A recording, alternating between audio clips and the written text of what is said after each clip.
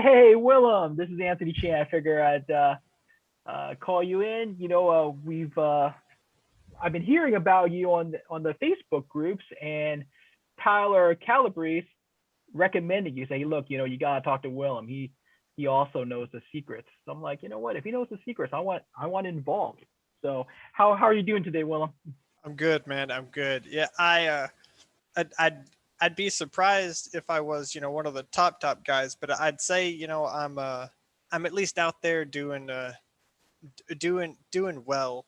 Um, and I don't know that there are a lot of secrets, but there's some tips. So I'm down for that for sure. All right, well, cool. Well, let's talk about your origin story. First movie is always the origin story. Now, how long have you been as a Rays ambassador? Yeah, so I hopped into the like ambassador and then almost immediately into the insider program. I think last April or May. Okay, so Um, you've been doing this about a couple months before me, because I started in June, and to be quite honest, it's been almost a year. I haven't even passed out my code yet. I haven't passed out my coupon yeah, code. yeah. So Yeah, so and I got in with Raise because, and this may be a similar situation to a lot of folks, because I was streaming on Twitch. I actually have a different approach to that. I founded a small esports organization, like esports tournaments and events, hosted out here in East Texas, and I was looking for like a partner program or something, and I came across Raise, something I could promote on stream, and so that's where it started. But that really hasn't been the focus, or it's been a fraction, a small fraction of my raise participation and revenue, if you will. okay, so what's did you say esports? Yeah, so it's basically like competitive gaming. You know, Oh wow, so we you're one of those guys. So like so Call of Duty or like Halo? What do you mean? I'm 33, right? So I'm 33. I've got a wife and two kids. My wife is not the gaming type. My gaming years are past me, but I miss that competitive edge. I was, back in like 2007, 2008, I was basically world renowned in World of Warcraft for like competitive PvP arenas. If that's gibberish to you, then it is what it is. But that's old me, dead and gone. I don't get to play games near as much anymore. But I still like watching competitive gaming, and I figured, I'm at a position in my life where I could foster that environment for younger kids who who are looking for a platform, who might be decent enough to actually go do some tournaments and events, springboard into bigger things, or just folks who want the environment, and want the thrill of being able to compete without actually being at that super high level. And so yeah, is it a large organization? No, but we have fun. We are about to start a new season of our Rocket League. Our last one had like 32 teams or something. So it's been a fun time. So that's where the Rays started.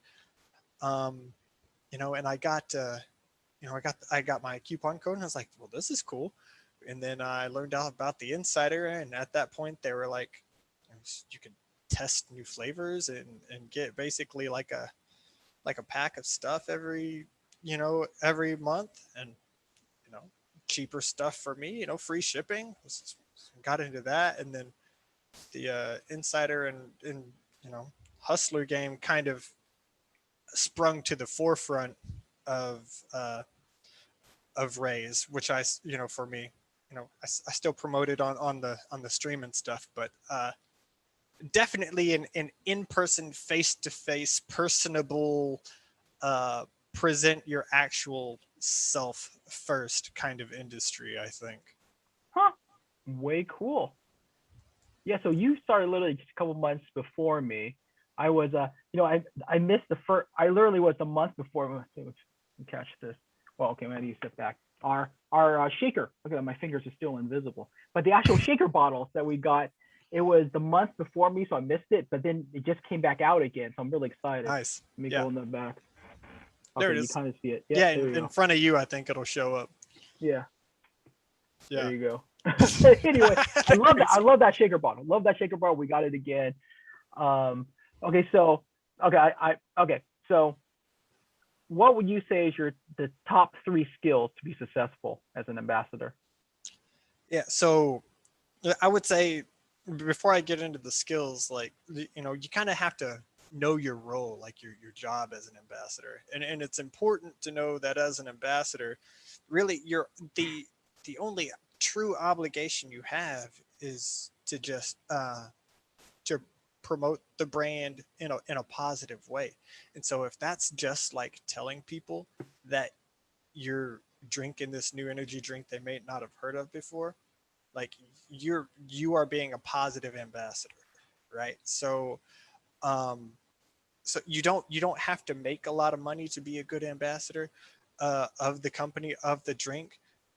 They your positive vibes, right, towards the products is enough. But if you want to move past that and get into actually, you know, distributing, moving the products, like sharing the products with people, I think you have to be three things. Like first, you have to be confident uh, in yourself and the product. It's if you've ever been in any sort of sales position before, um, it's really hard to sell something that you don't actually believe in, um, and it's hard to speak with people if you're not, forthcoming and confident in your presentation. Uh, Two, you have to be persistent because you know conversion of sales. Talking obviously like business to you know like presenting to businesses. For me, that hadn't been a super high percentage, but still, it's a good chunk of the money I make actually distributing to businesses. And I would say the third, uh, you have you have to be willing to fail, and I think that's a little bit cliche, but it's easy to have motivation for things when it's going right, when it's going well for you, and you can't be someone who clams up when things get tough. Um, and I don't think I'm no philosopher, but I think that's true of all things in life. So if you're, a positive, confident person, you're a motivated person, and uh, you've got like an unflappable personality um, to you, I think that's the basis for being a good ambassador. All right. Now, do you normally sell to like typically what I've observed is everyone mostly sells to gas convenience stores. Is that what you do as well, or do you have some other angle? Sure. So my angle is a little bit different. Okay. I started by selling to convenience stores. Actually, my only customer for like a month or two was a singular gas station about 20 minutes from me that started out, they bought like one case and they wanted like the four best flavors. I was like, well, okay, I'll give it the four flavors I like the best. Sure. You know, and they sold those in like a week, and I made a couple dollars on that case, not even worth my gas money going down there. Yeah. Right. Okay. You know, and so I told the store owner, I was like, hey, okay, can I bring you a case of every single one of these flavors? You know, and so then we got the four flavors there, a case of each. And then like in a couple weeks, he texted me, hey, we need more. And I kind of just grew from there at that gas station. But that was like a month or more ramp up, Yeah. making sure, checking in with the guy and stuff like that. And so I got a couple gas stations. And I don't know if Ryan Mason talks about this in his interview, but he absolutely led the charge to get RAZE widespread distributed in our area of East Texas.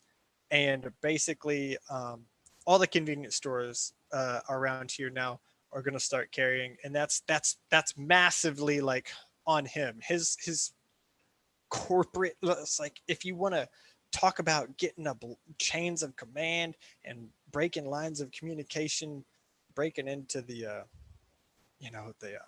emails of these executives and marketers out here in Texas. Ryan has killed that. But while I was going for the gas stations, I was also very interested in donut shops because I know a couple things about donut shops. They usually just buy their items wholesale from like Sam's or whatever, like wholesale grocer, you Okay. know, they buy them for low and they mark them up, you know.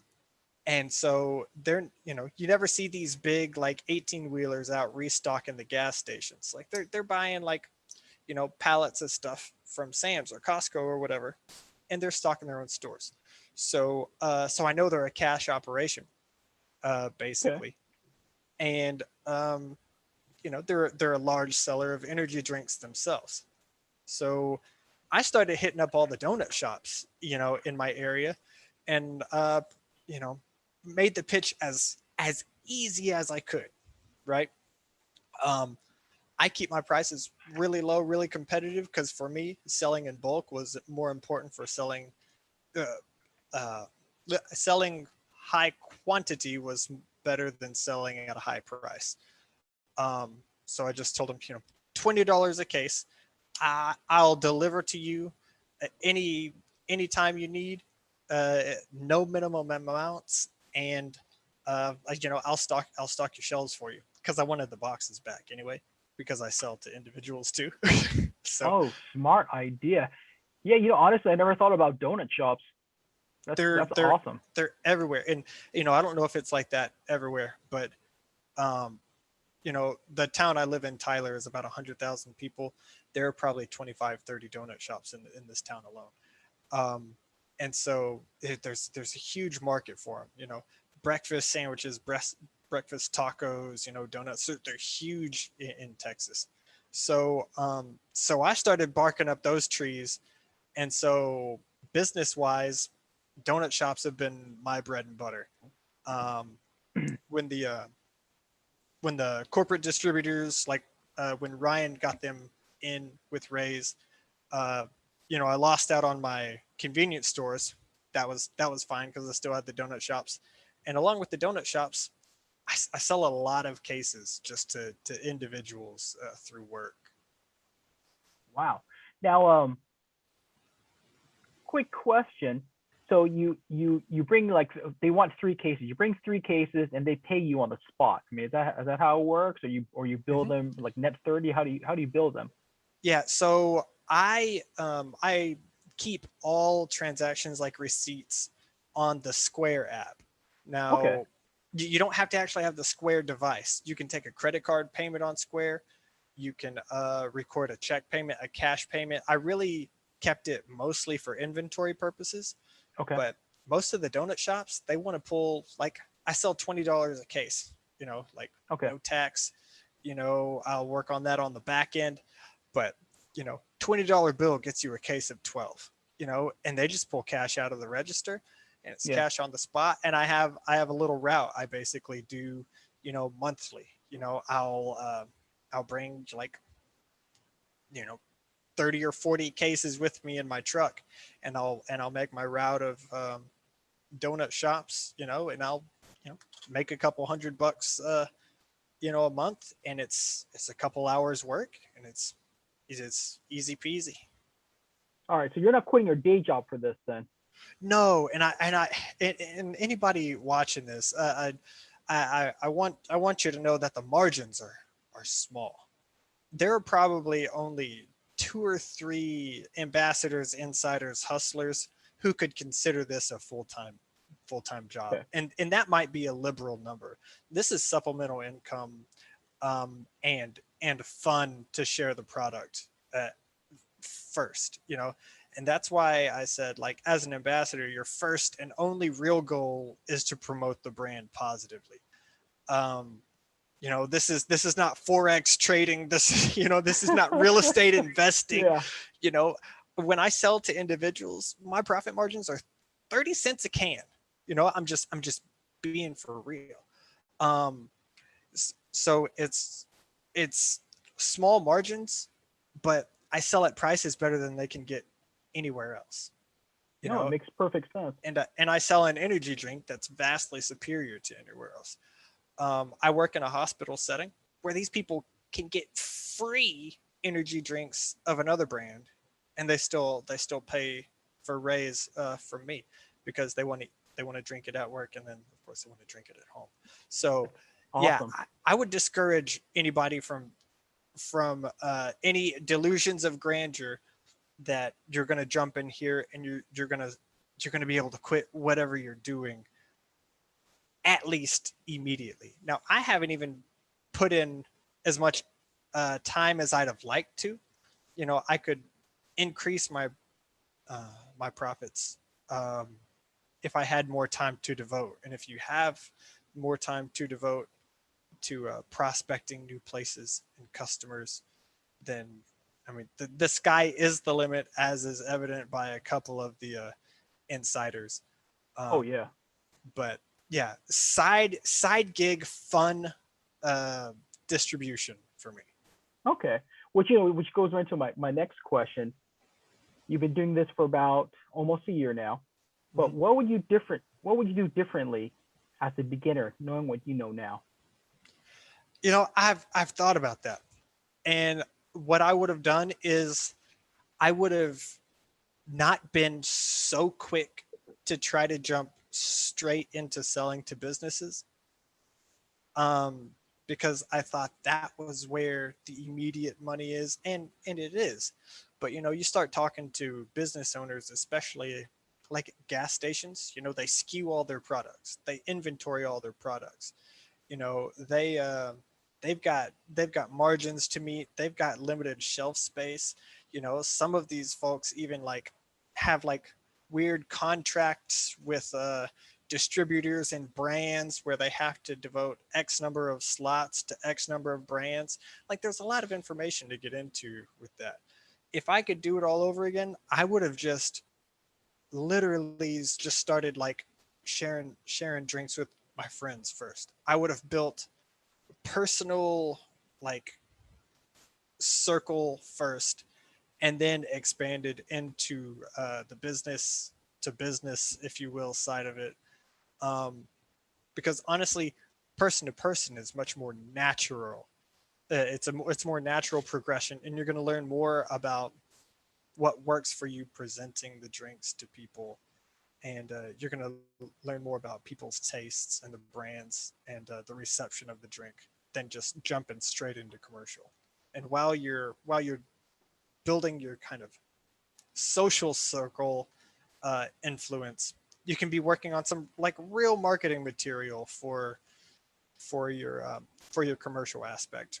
I had a very simple card that I made immediately, but I left off a lot of information that I should have had on there. I had a very uh, poorly done um, kind of flyer, if you will, outlining the drinks that if I'd have just waited a little bit and learned a little bit more, I could have made look a lot better before I just started rushing to convenience stores and be like, let me talk to the owner. I got this drink.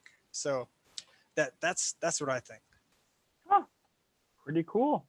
Yeah, I gotta start passing out those coupon codes. I mean, it's funny because I've been in it for so long, but you know what they always say, you don't eat your own profits. And I love the energy drinks. I was just telling you earlier about the protein powders. Just that insider one. I guess I probably can't talk about it officially. It's just out of control. Okay, so Yeah, I'm yeah, excited about getting that, and I literally just bought the 4 pound tub of the chocolate one, and that is really good. Um, my son loves it because what I end up doing is put peanut butter powder in it, the dry powder, mm-hmm. and I'll throw in a banana just for if I feel like adding extra carbs. And that chocolate peanut butter banana protein shake is incredible. And my For son will sure. drink it too. I'll share it with him, and yeah, it's great. Now, okay, so you're talking about everything being natural and working with friends first, friends and family. But now, when you work on the commercial side, or even with your friends and family, do you use a script, or how do you approach someone new? Like I'm a guy, I'm a new business. How would you approach me? Yeah. So everything I do is off the cuff because I always want to be natural. I always want to be genuine, and I want to be flexible in my approach to a business owner. For example, the very first convenience store I ever approached was owned by a very stern, straight to business, no chit chat, no BS, um, businessman. You know, and a lot of the a lot of the donut shops in this area are owned by like like Southeast Asian folks who are much more reserved in their personality. Business, it almost doesn't seem like they want to talk to about it too much in the moment. And so, it's two completely different demographics. So if I use the same approach on these two different demographics, um, one's either going to work over here and not here, or they're neither going to work, but both definitely are not going to work. Um, and so I just like to go in knowing and having confidence in the product, um, in that sense. When I go to the donut shops, it's hard to catch a donut shop before they're open because they open at like 4:30 or 5 a.m. And while I'm dedicated to the cause, I'm not really that dedicated to the cause. Absolutely, I Um, get it. I get it. but I try to go in closer to close because 11:30 noon ish, they're kind of winding down. And I bring I have a basically a sample case. Now that we have 11 flavors, I put one of each flavor plus two of the South Beach in there because it's a new one. And I just bring a case in, and I literally just tell them um, who I am, that I'm an ambassador with Rep Sports Raze Energy, and I have an energy drink you can't buy from anybody else in the area. It's a brand new brand growing in influence, uh, and it's $20 for a case of 12, and I don't say anything else. But I have the case open, the top open, and if they have any interest at all, the next thing they're going to do, they're going to look down at the can, or they're going to take a can out. If they take a can out, or they look at the can, you know, then I speak, then I talk more.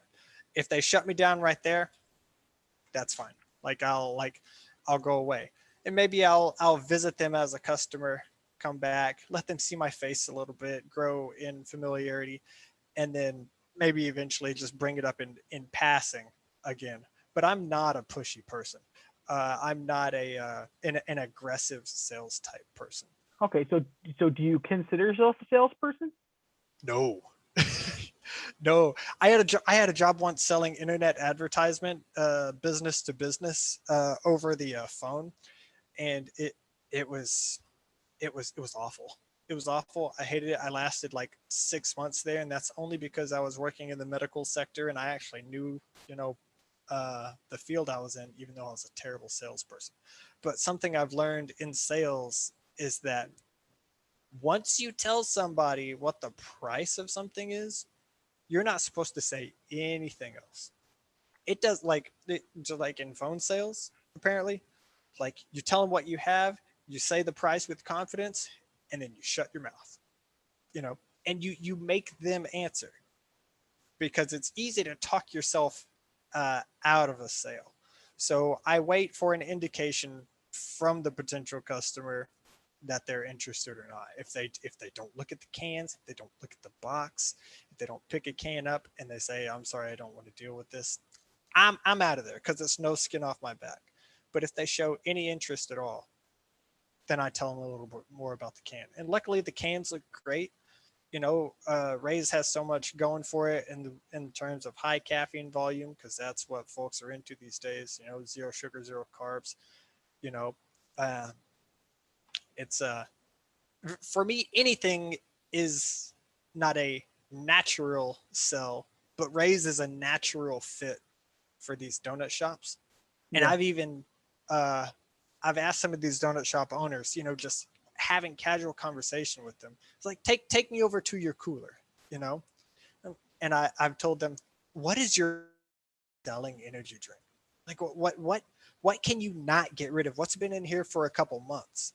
And they'll point to like the NOS a lot of times, and these other things. And I'll say, um, I'll buy out all of your NOS if you give me those slots for Raze. And if the Raze doesn't sell, you don't have to buy any more. But I will trade you a can 1-for-1 NOS for Raze.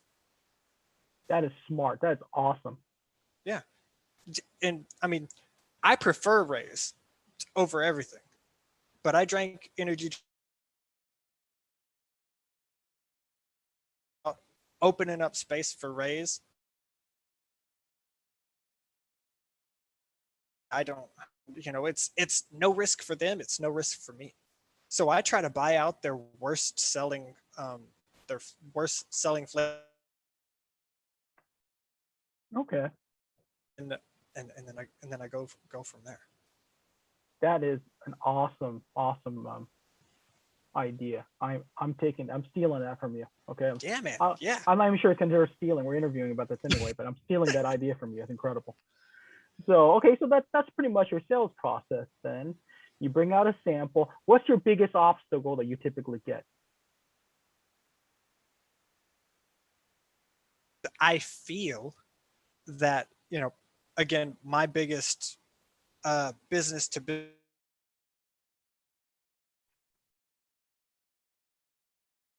cultural differences and a little bit of a language barrier is an issue. So, I'm just sure that I'm very respectful to the person behind the counter, because a lot of these are small family operations. The clerk, the person pulling the donuts, probably very well is the owner or the owner's wife or husband. And so a respect of their time, a respect of their person, is important. But for me, literally, like I think a language barrier, Okay, um, that's interesting. unfamiliarity with the brand is, like they're scared of they're scared of new, because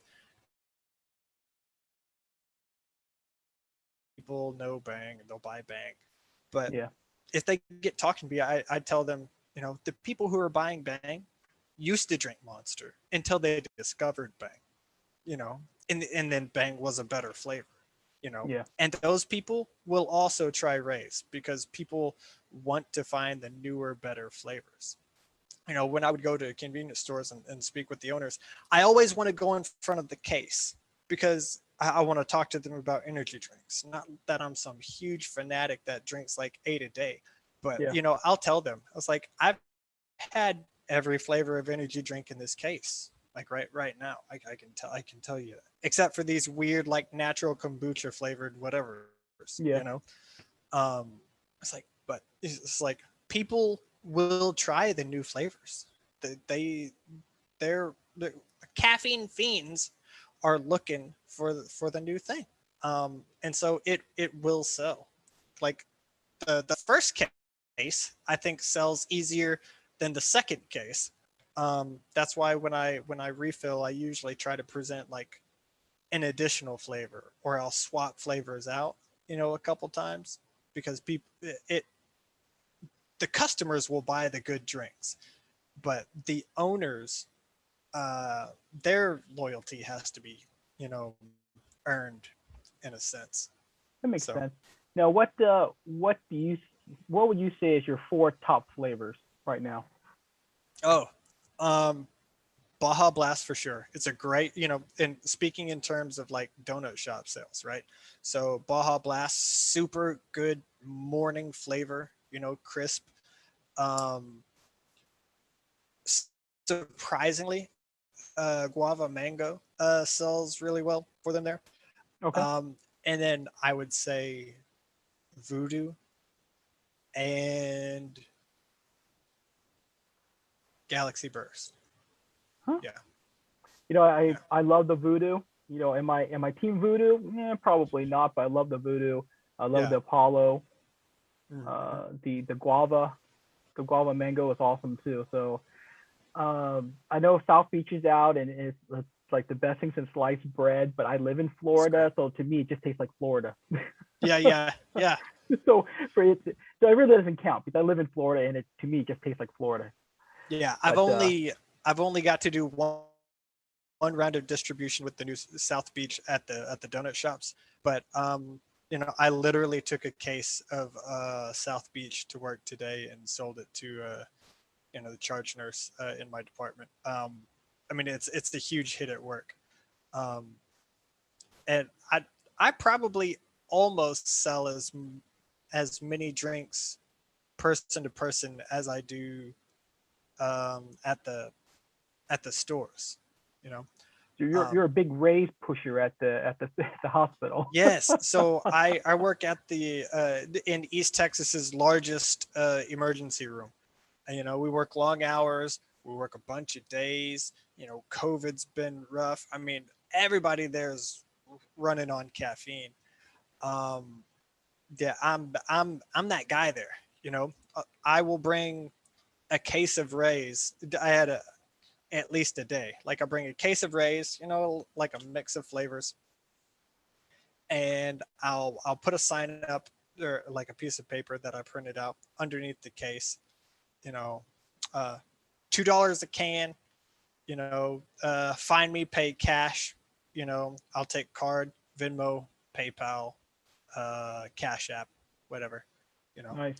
and they'll pay it. In addition, you know, a lot of people buy cases of their own as well. And so I'll see someone rolling into the department, you know, like carrying their raise, and I'm like, I man, you know. So That's it's sweet. So I got to ask then, since you're at the hospital, are you giving away or have you created your little raised face mask? you know, no, I haven't done a raise I mean, face mask. to me, it makes sense. You're giving it Yeah, to your fellow healthcare workers, so you give them a case and you give them a face mask for free, just because. And now they're wearing the face mask, and someone's go, what's this race thing on your face mask? Oh, well, I buy from Willum these energy drinks are incredible. So guess yeah. what? Now they No, come talk to you. He's like, hey, I saw Tony over there got your raised face mask, and he's telling me about your energy drink. You know, how do tell me about your drinks?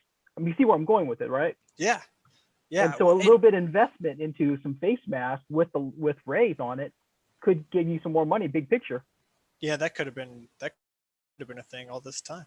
It's like almost everybody in there has a drink at the nurse's station, has a drink in the room. Like Yeah. it's an easy conversation to break into because I'll see somebody with like the old school monster, just like the green can. I'm like like you're, you're a dinosaur. This is like 2002. You still drinking that stuff? Like, Yeah. what are you talking about? Like the head of trauma surgery at our hospital is a very intimidating, ultra respectable, like woman, just obviously brilliant lady. She downs like 4 or 5 monsters a day, dude. She's just going at it. And we were in CAT scan with like a major trauma like a couple weeks ago, and I'm like, ma'am, can I get you a case of a different kind of energy drink to try? And she was just, yeah, whatever. I was like, if I wanted, because these doctors are so busy, I want to take all the burden off of them. So it's like, if I was going to put a case of this stuff where you will eventually be and sit down, where do I need to send it? And so she told me where her office was, like in a building like across the street from the main hospital. And she and so I brought it over there on a day, and it was like in the middle of like the weird COVID snowstorm we had a couple weeks ago. But Okay. I dropped it off, and it was a week before I saw her again, and I never really talked to her at all. But she came up to me, she's like, "That shit was delicious. I need more of that. I need you to stock my entire office with it." And I was like, That's awesome. "Yes." And so it's an easy conversation to have with anybody who drinks coffee or energy drinks. Um, and it's a low cost investment to literally just give someone a can. Like if you have a bag, carry an extra can. Like, Yeah. No, man, that is sweet. I mean, you got. I mean, it's your business model is definitely different from the other interviews I've had too, and it sounds like a great plan. And yeah, the donut shop thing, I'm gonna run with that idea. yeah, That's great. for me, like I well, I never got into it intending to actually sell the stuff. Um, I thought, I thought my coupon code would bring me a bunch of, money. And truth be told, it really hasn't, because, you know, again, I think this is so much better done in person. But yeah, it's for me, it's just like being being genuine and be like, dude, I mean, this is it's good. It's like it's the good shit. And sorry for the language.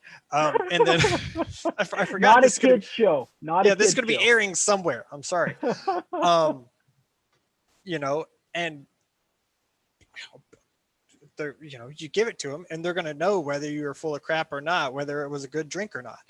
Um, and every everybody everybody knows. I mean, they don't call me the raise guy, but they know I am the raise guy, right? You're So the pusher. You're the pushing yeah, man. yeah. I've got little you know uh underlings, pushing the raise for me at work now too. And every can somebody else holds is huge. So Yeah, that's awesome. So, what would you say? Here's my last question for you. What would you say is your number one secret to your success? being genuine, being honest, not valuing the dollar, overvaluing the connection, um, not feeling like you're getting the better end of selling somebody something, like feeling like you have given them true value for what they've bought. Um, and that's why I personally keep like my prices very low and very competitive, to business, and I keep them below retail level when selling personally to friends.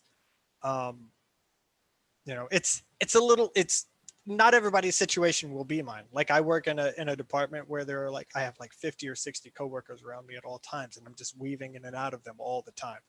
You know, Okay. Now, how um, much do you sell? Quick question. How much do you sell per can then? So I'm a new coworker. How much do you sell me per can? Or do you uh, buy, or it's only a case? I can only buy per case with you. no, I sell per can, $2 a can, $22 a case Okay. to to friends or any random individual. $20 a case to businesses, just because it's a nice round number, and it's easy for them to pick a $20 bill up out of the register, not have to Yeah. put some ones on top of it. So Okay. Nice.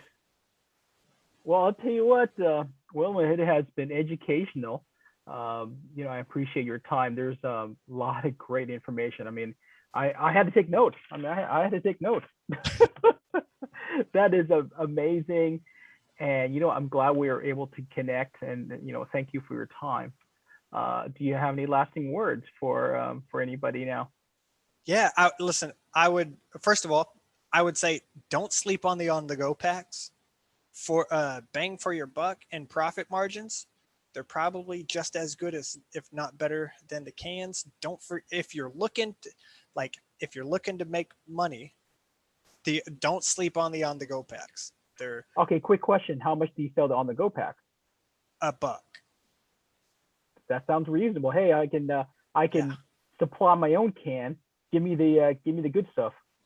yeah, yeah. Or so um, I don't want to catch myself lying here, but I think a normal price for me for an on the go pack is like a 53 cents per on the go pack.